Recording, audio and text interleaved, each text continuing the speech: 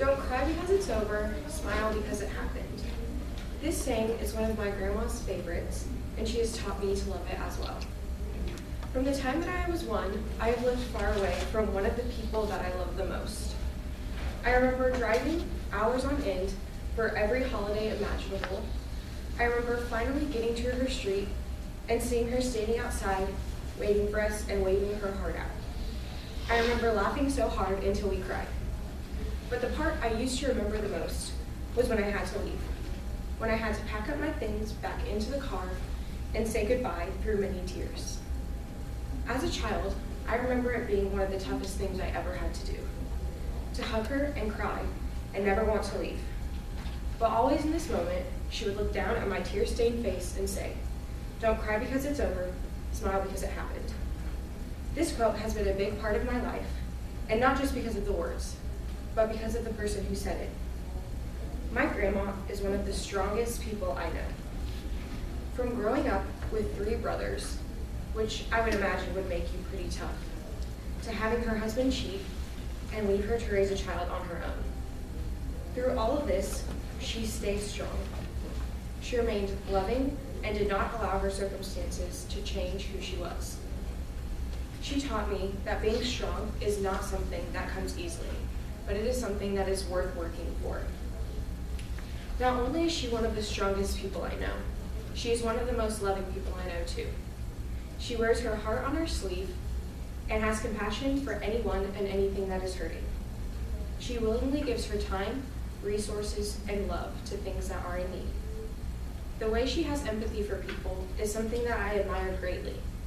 I want to be able to love people the way she does, unconditionally and fearlessly. While she is strong and loving, my favorite part of my grandma is that she's funny, funnier than anyone I know. One of the best parts about this is that between her, my sister, and I, there is never a dull moment in our visits, which mostly just consists of us laughing at each other. She not only makes me laugh, but she laughs at herself as well, which I believe is one of the best qualities that someone can have. When she makes mistakes, she can easily laugh and move on, which, if I'm being honest, is something that I do not do very well, which makes her ability to do this much more amazing to me. She has shown me that laughing truly is the best medicine. While my grandma has many qualities that I am constantly in awe of, those are not the things that I first think of when she comes to mind.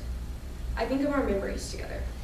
Memories of us sledding and getting stuck in the sled, memories of us eating powdered sugar donuts, memories of us going to see Christmas lights at the park and freezing, memories of us eating at our favorite restaurants 3 days in a row, memories of us cooking all day on Thanksgiving, memories of us playing board games for hours on end, and memories of us sitting together eating M&Ms and watching What Not to Wear until 2 in the morning. As I have gotten older, my perspective has changed.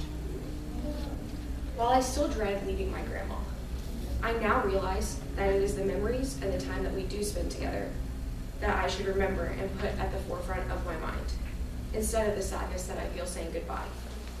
This lesson that she taught me when I was younger now is a concept that I try to use in my life every day, appreciating the moments that I do have, and instead of feeling sorry for the ones I do not have.